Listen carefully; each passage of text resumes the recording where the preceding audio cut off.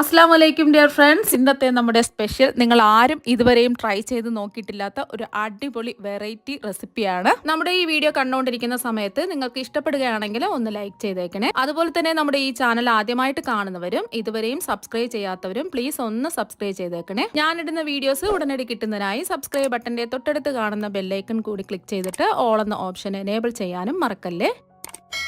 അപ്പോൾ ആദ്യം തന്നെ ഇതിനായിട്ട് കുറച്ച് ക്യാരറ്റ് ഒന്ന് ഗ്രേറ്റ് ചെയ്തെടുക്കാം.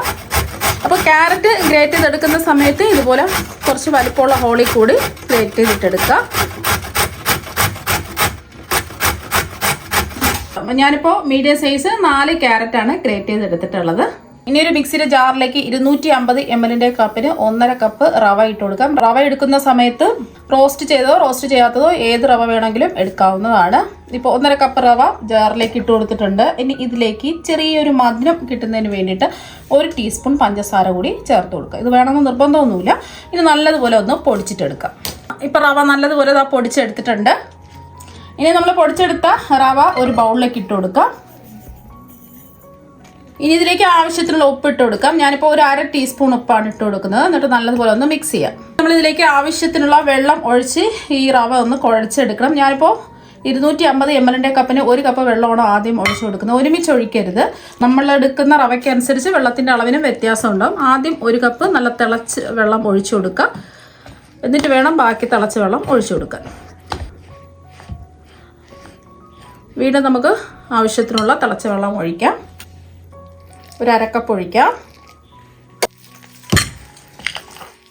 അപ്പോൾ ബാക്കി മുഴുവനും അങ്ങ് ഒഴിച്ചു കൊടുക്കാം. 250 ml കപ്പിന് 2 കപ്പ് തിളച്ച വെള്ളമാണ് എടുത്തിട്ടുള്ളത്. നന്നായിട്ടൊന്ന് കുഴച്ചെടുക്കാം. കൈവച്ച് കുഴക്കരുത്. നല്ല തിളച്ച വെള്ളം ആയതുകൊണ്ട് കൈ പൊള്ളും. ജസ്റ്റ് ഇതിൻ്റെ ചൂട് മാറിയിട്ട് കൈ വെച്ചിട്ട് നല്ലതുപോലെ ഒന്ന് കുഴച്ചെടുക്കാം. ഇപ്പോൾ കറക്റ്റ് പാകത്തിനുള്ള വെള്ളം ആയിട്ടുണ്ട്. ഇനി ചെറുതായിട്ട് ഇതിൻ്റെ ചൂടൊന്ന് മാറട്ടെ. ചൂട് ചെറുതായിട്ടൊന്ന് മാറിയിട്ടുണ്ട്. ഈ ഒരു സമയത്ത് ഇതിലേക്ക് 1 ടീസ്പൂൺ നെയ്യ് ഒഴിച്ചു കൊടുക്കാം. നല്ല ടേസ്റ്റും നല്ല സോഫ്റ്റ് ആയിട്ട് കിട്ടുന്നതിന് വേണ്ടിയിട്ടാണ് 1 ടീസ്പൂൺ നെയ്യ് ഒഴിച്ചു കൊടുത്തിട്ടുള്ളത്. എന്നിട്ട് കൈ വെച്ചിട്ട് നമുക്ക് നന്നായിട്ടൊന്ന് കുഴച്ചെടുക്കാം. നമ്മൾ റവയിൽ വെള്ളം ഒഴിച്ച് കുഴച്ചെടുക്കുന്ന സമയത്ത് ഇതുപോലെ ലൂസായിട്ട് വേണം ഇരിക്കാനായിട്ട്. എന്നാൽ മാത്രമേ ഇത് കുറച്ച് സമയം നമ്മൾ റെസ്റ്റ് ചെയ്യാൻ വെക്കുന്നുണ്ട്. ആ ഒരു സമയം ഡ്രൈ ആയി പോവാതെ നല്ല സോഫ്റ്റ് ആയിട്ട് കിട്ടുള്ളൂ.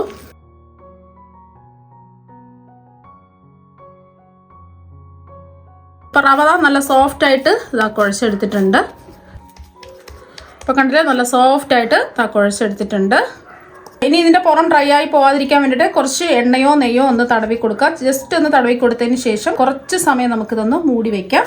റവ നല്ലതുപോലെ ഒന്ന് കുതിർന്ന് സോഫ്റ്റായി കിട്ടുന്നതിന് വേണ്ടിയിട്ട് കുറച്ച് സമയം മൂടി വെച്ച് കൊടുക്കാം. ഇനി ചൂടായി കിടക്കുന്ന ഒരു പാനിലേക്ക് 1 ടേബിൾ സ്പൂൺ നെയ്യ് ഒഴിക്കാം. നെയ്യൊന്ന് ചൂടാവട്ടെ. ഇപ്പോൾ നെയ്യൊന്ന് ചൂടായിട്ടുണ്ട്. ഇതിലേക്ക് 1 ടേബിൾ സ്പൂൺ ചെറുതായിട്ട് കട്ട് ചെയ്തെടുത്ത കശുവണ്ടി ചേർക്കാം. അപ്പോൾ നിങ്ങൾക്ക് എത്രയാണോ വേണ്ടത് അതിനനുസരിച്ച് ചേർത്ത് കൊടുക്കാം. അതുപോലെ തന്നെ 1 ടേബിൾ സ്പൂൺ ബദാം ചെറുതായിട്ട് കട്ട് ചെയ്ത് ചേർക്കാം. ഇത് ചെറുതായിട്ട് ഇതൊന്ന് മൂപ്പിച്ചെടുക്കാം. മീഡിയം ഫ്ലെയിം വെച്ച് കൊടുക്കാം. അപ്പം നിങ്ങളുടെ കയ്യിൽ ബദാം ഇല്ല എന്നുണ്ടെങ്കിൽ കശുവണ്ടി മാത്രം ചേർത്ത് കൊടുത്താൽ മതി. ഇപ്പോൾ ഇതിൻ്റെ നിറമൊക്കെ ചെറുതായിട്ടൊന്ന് മാറി വരുന്ന സമയത്ത് ഇതിലേക്ക് 1 ടേബിൾ സ്പൂൺ ഉണക്കമുന്തിരി ചേർത്ത് കൊടുക്കാം. ഉണക്കമുന്തിരി എല്ലാം ഒന്ന് വീർത്ത് വരണം. ഇപ്പോൾ ഉണക്കമുന്തിരിയൊക്കെ വീർത്ത് വന്നിട്ടുണ്ട്. ഇനി ഇത് ഒരു പാത്രത്തിലേക്ക് മാറ്റാം. വീണ്ടും അതേ പാൻ തന്നെ ചൂടാക്കാൻ വെച്ചിട്ടുണ്ട്. ഇതിലേക്ക് 1 ടീസ്പൂൺ നെയ്യ് ഒഴിച്ച് കൊടുക്കാം. നെയ്യൊന്ന് ചൂടാവട്ടെ. ഇപ്പോൾ നെയ്യൊന്ന് ചൂടായിട്ടുണ്ട്. ഇതിലേക്ക് നമ്മൾ ഗ്രേറ്റ് ചെയ്ത് വെച്ചിരിക്കുന്ന ക്യാരറ്റ് മുഴുവനും ചേർത്ത് കൊടുക്കാം. അപ്പോൾ അധികം നെയ്യ് വേണ്ടാന്ന് വെച്ചിട്ടാണ് ഞാൻ 1 ടീസ്പൂൺ നെയ്യ് ചേർത്ത് കൊടുത്തിട്ടുള്ളത്. മീഡിയം ഫ്ലെയിമിൽ വെച്ചിട്ട് ഈ ക്യാരറ്റിൻ്റെ വെള്ളത്തിൻ്റെ നനവൊക്കെ ഒന്ന് മാറുന്നത് വരെ ഒന്ന് റോസ്റ്റ് ചെയ്തെടുക്കാം. ക്യാരറ്റിൻ്റെ വെള്ളത്തിൻ്റെ നനവൊക്കെ മാറി ഇത് ഡ്രൈ ആയിട്ട് വന്നിട്ടുണ്ട്. ഇതിലേക്ക് ചിരകിയെടുത്ത 1 കപ്പ് തേങ്ങ ചേർത്ത് കൊടുക്കാം. തേങ്ങയുടെയും വെള്ളത്തിൻ്റെ നനവൊന്ന് മാറിക്കിട്ടണം. അപ്പോൾ തേങ്ങയുടെ വെള്ളത്തിൻ്റെ നനവൊക്കെ മാറിയിട്ടുണ്ട്. 1 മിനിറ്റ് ഒന്ന് ഇളക്കി കൊടുക്കുമ്പോൾ തന്നെ ആ തേങ്ങയുടെ വെള്ളത്തിൻ്റെ നനവൊക്കെ ഒന്ന് മാറിക്കിട്ടും. 1-2 മിനിറ്റ് ഇളക്കി കൊടുക്കാം. ഇനി ഇതിലേക്ക് ഒരു 3 ടേബിൾ സ്പൂൺ പഞ്ചസാര ചേർത്ത് കൊടുക്കാം. ഈ പഞ്ചസാരയൊക്കെ ഒന്ന് അലിഞ്ഞ് വരണം. അപ്പോൾ പഞ്ചസാരയൊക്കെ ഒന്ന് അലിഞ്ഞ് വന്നിട്ടുണ്ട്. ഈ ഒരു സമയം ഇതിലേക്ക് നമ്മൾ കുറച്ച് പഞ്ചസാരയിലേ ചേർത്ത് കൊടുത്തിട്ടുള്ളത്. ഒരു 3 ടേബിൾ സ്പൂൺ കണ്ടൻസ് മിൽക്കും കൂടി ചേർത്ത് കൊടുക്കാം. ഇപ്പോൾ കണ്ടൻസ് മിൽക്ക് ഇല്ലയെന്നുണ്ടെങ്കിൽ നിങ്ങൾക്ക് പഞ്ചസാര മാത്രം ചേർത്ത് കൊടുത്താലും മതി. അപ്പോൾ പഞ്ചസാര ചേർത്ത് കൊടുക്കുമ്പോൾ 2-3 ടേബിൾ സ്പൂൺ പഞ്ചസാര അധികം ചേർത്ത് കൊടുക്കുക. അവരവരുടെ മധുരത്തിനനുസരിച്ചിട്ട് പഞ്ചസാര ചേർത്ത് കൊടുക്കാവുന്നതാണ്. ഇതിന് പകരം നിങ്ങൾക്ക് ശർക്കര ചേർത്ത് കൊടുക്കാം. കുറച്ചും കൂടെ ടേസ്റ്റ് കൂടുതൽ കിട്ടുന്നത് ഇതുപോലെ നമ്മൾ പഞ്ചസാരയും കണ്ടൻസ് മിൽക്കൊക്കെ ചേർത്തിട്ട് റെഡിയാക്കി എടുക്കുമ്പോഴാണ്. പിന്നെ കണ്ടൻസ് മിൽക്ക് ഇല്ലാന്നുണ്ടെങ്കിൽ പാൽപ്പൊടി വേണമെന്നുണ്ടെങ്കിൽ ചേർത്ത് കൊടുക്കാം.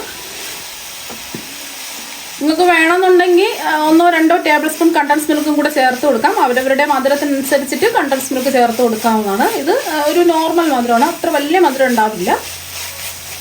ഇനി ക്യാരറ്റൊക്കെ ഒന്ന് വെന്ത് കിട്ടുന്നതിന് വേണ്ടിയിട്ട് നമുക്ക് കുറച്ച് പാൽ ഒഴിച്ചു കൊടുക്കാം. ഞാനിപ്പോൾ 250 ml കപ്പിന് 1/2 കപ്പ് പാലാണ് ഒഴിച്ചു കൊടുക്കുന്നത്. മീഡിയം ഫ്ലെയിം തന്നെ വെച്ച് കൊടുക്കുക. ഈ പാലൊന്ന് വറ്റിച്ച് ക്യാരറ്റൊക്കെ ഒന്ന് വെന്ത് കിട്ടണം, അതുവരെയും ഇടയ്ക്കൊന്ന് ഇളക്കി കൊടുക്കുക. പെട്ടെന്ന് തന്നെ റെഡിയായി കിട്ടും. ഇപ്പോൾ എല്ലാം ഒന്ന് ഡ്രൈ ആയി വന്നിട്ടുണ്ട്. ഈ ഒരു സമയം മധുരം ഒന്ന് ബാലൻസ് ചെയ്യാൻ വേണ്ടിയിട്ട് 1 നുള്ള് ഉപ്പ് ചേർത്ത് കൊടുക്കുക. നല്ലതുപോലെ ഒന്ന് ഇളക്കി കൊടുക്കുക. അതുപോലെ കുഴഞ്ഞ പരുവത്തിലാണ് ഇരിക്കുന്നത്. ഇനി ചൂട് മാറി കഴിയുമ്പോൾ കുറച്ചും കൂടെ ഒന്ന് ഡ്രൈ ആവും. അപ്പോൾ ക്യാരറ്റൊക്കെ നല്ലതുപോലെ വെന്ത് വന്നിട്ടുണ്ട്. ഇനി ഇതിലേക്ക് നമുക്ക് ഫ്ലേവറിന് വേണ്ടിയിട്ട് 1 ടീസ്പൂൺ ഏലക്കപ്പൊടി ചേർത്ത് കൊടുക്കാം. ഞാനിപ്പോൾ പഞ്ചസാരയും കൂട്ടി ചേർത്ത് പൊടിച്ച ഏലക്കപ്പൊടിയാണ് ചേർത്ത് കൊടുത്തിട്ടുള്ളത്. ഇപ്പോൾ സാധാരണ പഞ്ചസാര കൂട്ടി ചേർത്ത് പൊടിക്കാത്ത ഏലക്കപ്പൊടിയാണെന്നുണ്ടെങ്കിൽ 1/4 ടീസ്പൂൺ മുതൽ 1/2 ടീസ്പൂൺ വരെ ചേർത്ത് കൊടുക്കാവുന്നതാണ്. ചിലർക്ക് ഈ ഏലക്കപ്പൊടിയുടെ ഫ്ലേവർ അത്ര ഇഷ്ടമുണ്ടാവില്ല. അപ്പോൾ ഒരു 1/4 ടീസ്പൂണൊക്കെ ചേർത്ത് കൊടുത്താൽ മതിയാവും.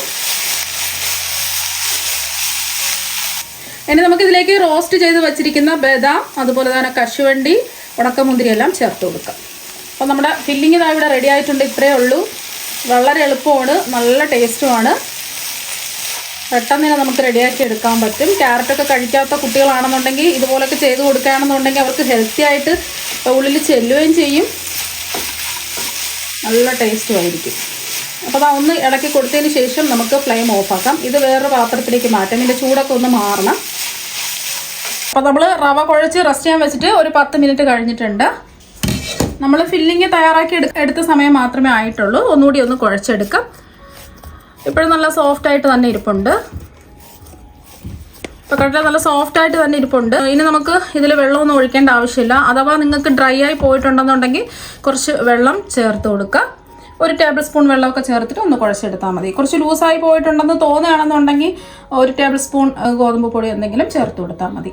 അപ്പോൾ നമ്മൾ എടുക്കുന്ന ഓരോ റവയ്ക്ക് അനുസരിച്ചിട്ടാണ് വെള്ളത്തിൻ്റെ അളവിന് വ്യത്യാസം വരുന്നത്. അതുകൊണ്ട് കുറച്ച് തിളച്ച വെള്ളം ഒഴിച്ചിട്ട് ഈ റവ ഒന്ന് കുഴച്ചെടുക്കാം. ഇനി ഇതിൽ നിന്നും നമുക്ക് കുറച്ച് മിക്സ് എടുക്കാം. ഇതുപോലെ ഒന്ന് ഉരുട്ടിയെടുക്കുക. ഒട്ടിപ്പിടിക്കുകയാണെന്നുണ്ടെങ്കിൽ കൈ വെള്ളത്തിൽ നനച്ചിട്ട് ഇതുപോലെ ഒന്ന് ഉരുട്ടിയെടുക്കുക. അപ്പം നമ്മുടെ ഫില്ലിങ്ങിൻ്റെ ചൂടും ഇതാ മാറിയിട്ടുണ്ട്. ആവശ്യത്തിന് മാത്രം എടുത്താൽ മതി. ഇതുപോലെ ഒന്ന് ഉരുട്ടിയെടുത്തതിന് ശേഷം നമുക്ക് കയ്യിൽ വെച്ചിട്ട് ജസ്റ്റ് ഇതുപോലെ ഒന്ന് പരത്തി കൊടുക്കാം. ഇനി നമ്മുടെ ഫില്ലിങ് ആവശ്യത്തിന് ഇതുപോലെ ഒന്ന് ഉരുട്ടിയെടുത്തതിന് ശേഷം ഇതൊന്ന് ക്ലോസ് ചെയ്ത് നല്ലതുപോലെ ഒന്ന് ഉരുട്ടിയെടുക്കാം. ഇതുപോലെ ഒന്ന് ക്ലോസ് ചെയ്തതിന് ശേഷം ഒന്ന് ഉരുട്ടിയെടുക്കാം. രണ്ടറ്റവും ഒന്ന് ഷേപ്പ് ചെയ്ത് കൊടുക്കുക. ഒട്ടിപ്പിടിക്കുകയാണെന്നുണ്ടെങ്കിൽ ചെറുതായിട്ട് കയ്യിൽ നെയ്യൊന്ന് തടവുകയോ അല്ലെങ്കിൽ വെള്ളത്തിൽ നനച്ചിട്ടോ ചെയ്തിട്ടെടുത്താൽ മതി. ഈ ഒരു രീതിക്ക് റെഡിയാക്കി എടുക്കുക. ഇനി ഇതുപോലത്തെ വാട്ടിയ ഒരു വാഴയില എടുക്കുക. ഈ വാഴയിലൊന്ന് തിരിച്ചിട്ട് കൊടുക്കുക. നമ്മൾ ഉരുട്ടിയെടുത്തത് ഇതിൻ്റെ ഒരു അറ്റത്ത് വെച്ച് എടുത്തിട്ട് ഒന്ന് റോൾ ചെയ്തെടുക്കുക.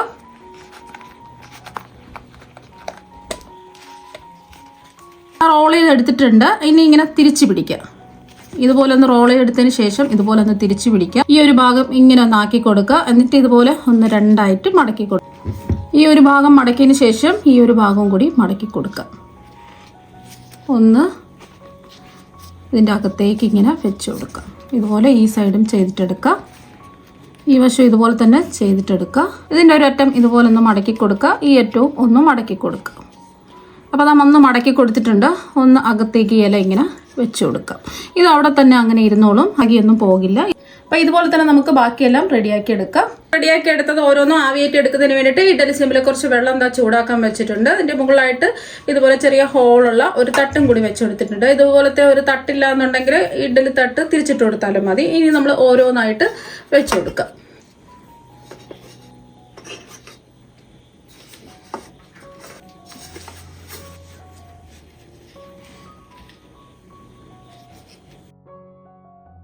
ഇനി ഇത് ആവിയേറ്റി എടുക്കാം. മീഡിയം ടു ഹൈ ഫ്ലെയിം വെച്ച് കൊടുക്കാം. ഇപ്പം നമ്മളിത് മീഡിയം ടു ഹൈ ഫ്ലെയിമിൽ ആവിയേറ്റാൻ വെച്ചിട്ട് ഒരു 10 മിനിറ്റ് കഴിഞ്ഞിട്ടുണ്ട്. ഒരു 10-12 മിനിറ്റ് ആയിട്ടുണ്ട്. ഇത് നമുക്കിതൊന്ന് തുറന്ന് നോക്കാം. അപ്പം നല്ലൊരു മണം വരുന്നുണ്ട്. ഇനി ഫ്ലെയിം ഓഫ് ആക്കിയിട്ട് ജസ്റ്റ് ഇതിൻ്റെ ചൂട് മാറിയിട്ട് നമുക്കിതൊന്ന് പുറത്തെടുക്കാം. ഇപ്പം ഇതിൻ്റെ ചൂടൊക്കെ ഒന്ന് മാറിയിട്ടുണ്ട്.